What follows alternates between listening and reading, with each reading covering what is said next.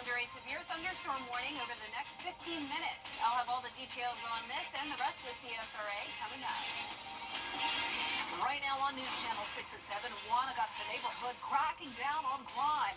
What the sheriff's office is doing to help. Also ahead, the Georgia Attorney General is looking to put a stop to cell phone use in jail. How he plans to stop the usage. And a new law in the Peach State is being used to stop fentanyl distribution. We'll have details on two people who are now charged. As your news at 7 starts now.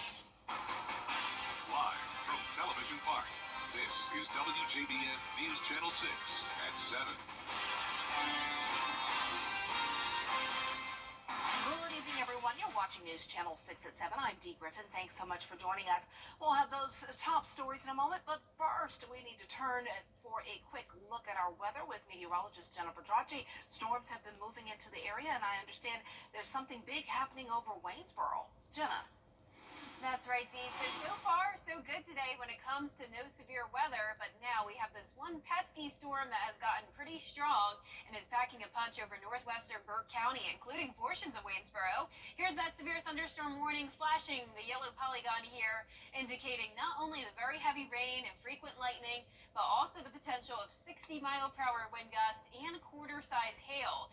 Now, St. Clair is the hot spot for the worst impacts here, and notice down here, that's where Waynesboro is. So the northern portion of Waynesboro is included within this polygon, but the good news is that for Waynesboro, all of this activity is pushing off towards the northeast at 20 miles per hour. So heads up if you're in Hepzibah, this is headed in your direction despite not being under the severe thunderstorm warning. It will be weakening by the time it makes it towards Richmond County, but still the heavy rain and the gusty winds. So this storm is starting to weaken now, but St. Clair, Dyes Crossroad under the gun right now, along with Keysville.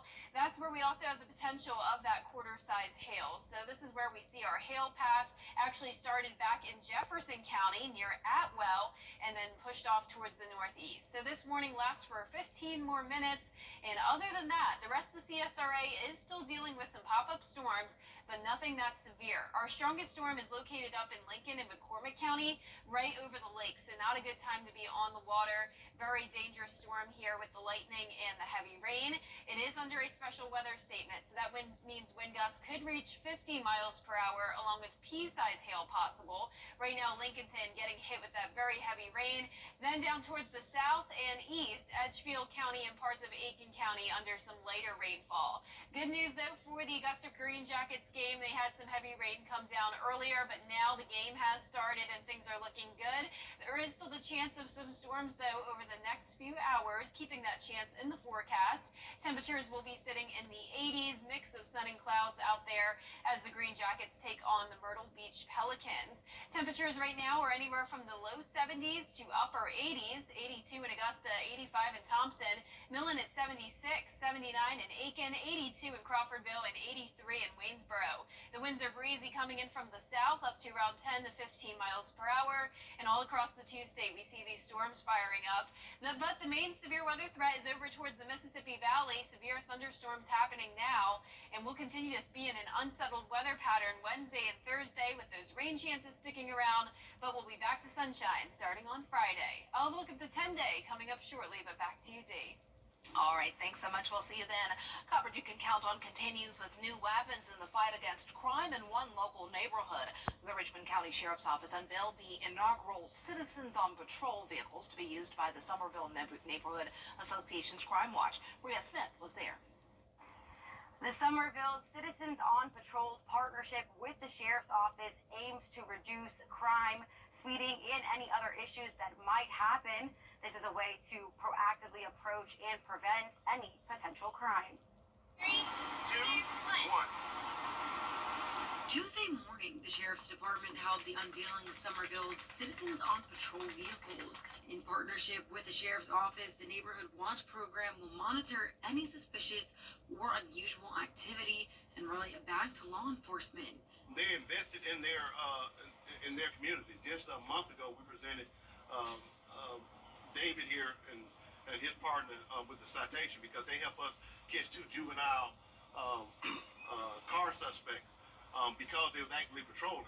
Those that live and work here feel this will help keep crime in the area at a minimum. It does require active patrolling, which acts as a deterrent to the bad guys who want to come into your neighborhood. If they know somebody's looking, they tend not to want to come in. And the other side is, if something does happen, you have people out there that can say what they saw or maybe pick up the trail and help the sheriff's deputies do their job. Bill Coxwell owns Sweet Azalea Gourmet in the Somerville area and says from a business standpoint, the extra security is great. It's because where my business is located, the traffic is, they speed up Central, something terrible. And the proposed roundabout for that location will help that situation. The visibility, the presence of them being in the area will be like, okay, hey, I'm gonna go over here. I'm not gonna try to do anything. And we haven't had any real issues, but it's nice from a business standpoint. Citizens on Patrol is looking for any volunteers who live or work in the area. To do so, please contact the Richmond County Community Affairs Department. In Augusta, Bria Smith, WJBF, News Channel 6. A new law in Georgia makes it a felony offense and imposes involuntary manslaughter charges if fentanyl leads to an overdose death. It's called Austin's Law. 43-year-old Charlie Daniel and 32-year-old John Phillips are both charged under Austin's Law in the death of John Cates. Now, he was found dead last week at a home on Pine Needle Road in Waynesboro. Daniel and Phillips face multiple charges, including aggravated involuntary manslaughter. If convicted, Daniel and Phillips face a minimum of 10 years in prison. Data shows fentanyl-related deaths have spiked 120% since 2019. Austin's Law was signed into law this year. This just in, Payne College President Dr. Cheryl Evans-Jones has announced her retirement after 31 years of service. She spent her last 5 years as president, guiding Payne College through a period of growth and innovation. Her unwavering commitment to academic excellence, student success, and community engagement have strengthened Payne College's position as a beacon of higher education in the CSRA. Attorney General Chris Carr is asking the Federal Communications Commission to allow cell phone jamming devices in state prisons. Archie Sargery reports. A push to reform. And we're still watching this severe thunderstorm warning in Burke County. It's about to expire, but it's still a strong storm now headed into Richmond County. I'll have all those details right after the break. At Lionel's. Now, your most accurate forecast with WJBF Live 5/6. Welcome back. Some of us have been completely dry today, but others have been dealing with the torrential rainfall, frequent lightning, and some strong to even severe storms. This severe thunderstorm warning has now expired, so if you're in northwestern Burke County, things are improving for you. Still some very heavy rain, though, now moving into Richmond County. This is near Dyes Crossroads, Grove Mountain, and Hepzibah. This is where all the heavy rain is moving up towards the northeast. Also, Blythe and Bath dealing with the heaviest rain. Lightning counter up to 58 strikes all within this area. So even though it's not a severe storm anymore, it is a special weather statement. What that means is that the criteria is not quite reached for severe storms to be issued, but the storm is capable of producing winds up to 50 miles per hour and also the pea-size hail, so just below that severe threshold. Here's a closer look at Blythe, Bath, Hepzibah, Grovemount as well, and this is all going to be moving up towards the northeast into downtown Augusta, so heads up if you're over there. Now, when it comes to the hail path, that stopped around St. Clair, so no longer looks like this is producing any severe hail, so that's good news. Across the rest of the CSRA, we see storms firing up all around the area. Our next strongest storm is up in Lincolnton and McCormick area. This heavy rain just moved over Lincolnton, now crossing the border into McCormick County. Very, very heavy rain here, but once again, not severe, just a special weather statement for the 50-mile-per-hour gusts and pea-size hail. Just some light rain activity in Edgefield and Aiken counties.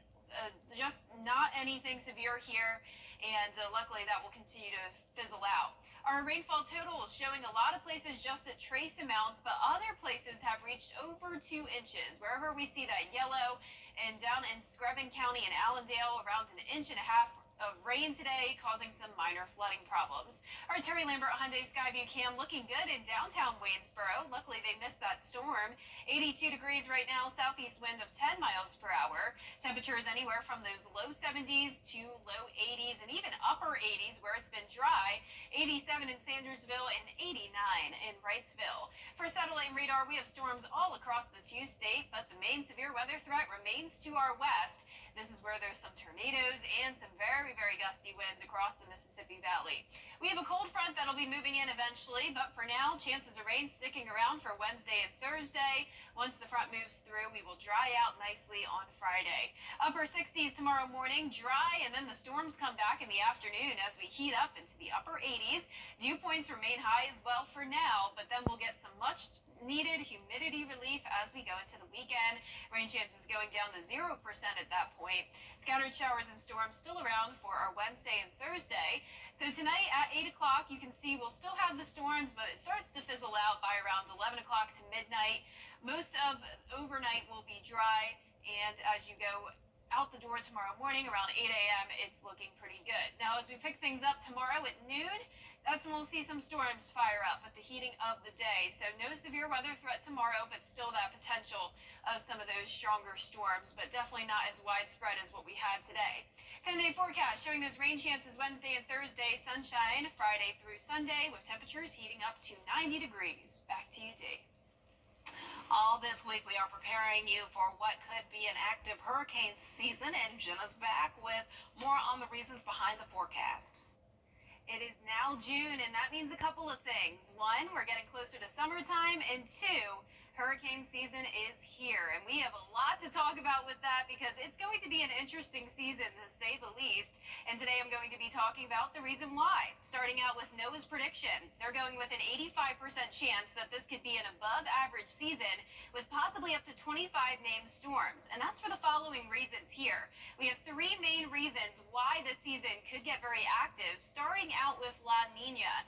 We are currently transitioning from an El Nino pattern to a La Nina, and that means less wind shear. So we want a lot of wind shear because that's what tears these hurricanes apart. When we're in a very low wind shear environment, that's when they can get stronger and move further. On top of that, we have had record warm sea surface temperatures since last year.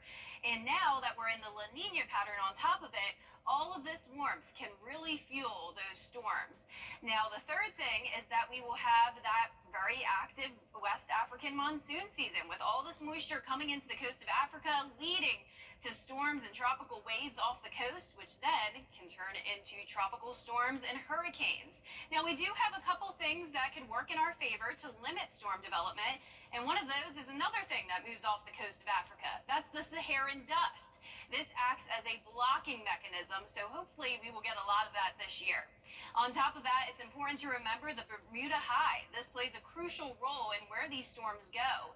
If the Bermuda High is closer towards the east coast of the United States, that would steer the storms up towards the north and west, possibly moving them inland. Now, if this Bermuda High is set up further towards the west, that's good news for us, and a lot of times these storms stay out to sea. Now, the rest of this week, the Live Viper 6 weather team will have more information on what we could expect this hurricane season. Meteorologist Miller Hyatt will be here tomorrow, and then we'll have Sherry Shealy and John Lynn with more information. So stay with us on that. At Fraser Roofing, we put a little habeas in your carpets with Ben and Perry. Weekday mornings starting at 9 on MayTV, WJBF 6.2. No further questions. Well, it's not just Coke versus Pepsi anymore, as a shift in the soda wars ranks Dr. Pepper, as America's second favorite soft drink. The new data from Beverage Digest shows that Dr. Pepper is now tied with Pepsi for second place. That's only the second time Pepsi has lost the exclusive number 2 spot since 1985. Diet Coke briefly took second in the early 2010s. Coke is still the dominant number 1 soda. Coke is it, with a market share more than double the second place competitor. I'm a Augusta, Georgia born girl, raised Coca-Cola. Yep, me too. And not Pepsi. Dr. Pepper's okay, but definitely not Pepsi. You burp Dr. Pepper all day after you drink it, but it's still good, but you just burp it. Yeah, I would take it. Yeah. That's our time. Have a good night.